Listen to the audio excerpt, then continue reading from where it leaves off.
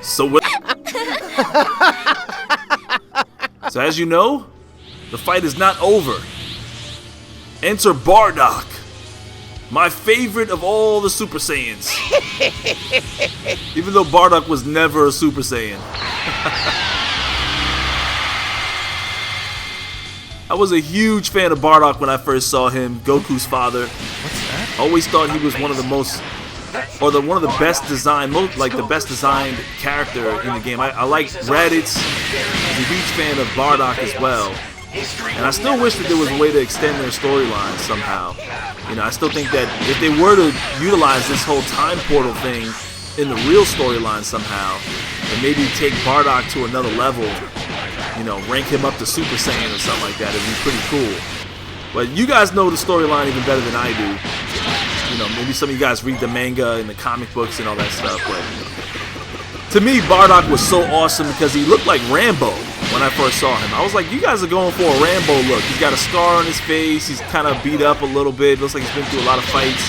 He's got that red bandana around his head. And he really looks like Rambo to me. And I grew up watching Rambo, like the cartoon, had you know, seen all the movies. And I was like, Bardock, yeah, he looks like something, you know, straight out of, you know, something American teenagers and children would really, you know, identify with. So I thought Bardock was the best. Plus, I liked the whole idea that he, you know, had the ability to see into the future, and, you know, his you know, fight with some of the other alien beings from another planet resulted in that ability. And I thought it was pretty cool that he foresaw Frieza destroying Planet Vegeta and all that kind of stuff. So Bardock, his whole storyline is pretty cool. Plus, you know, him being Goku's father, I was wondering if he has that potential. You know, I don't know if all Saiyans have that potential to be great, but it seemed like he did, or he could be. Get out here! But this was actually another hard mission. You know, it was very difficult to stay in this fight and keep Bardock safe. Enter Frieza. And I thought I was gonna, you know, I felt bad about what was about to happen. I was like, man, is there a way for me to stop him from destroying this planet?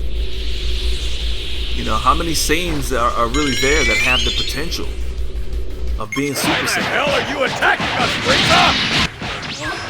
And maybe it's a bloodline thing or something. Maybe that you have to be, you know, Goku and Vegeta's bloodline. It seems crazy because anybody who's anybody that was a Saiyan practically after Planet Vegeta was destroyed was able to become a Super Saiyan.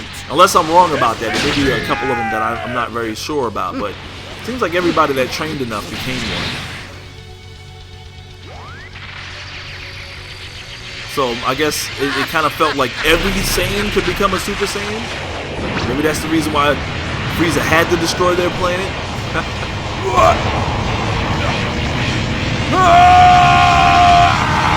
Let's just try to imagine if Frieza didn't destroy Planet Vegeta.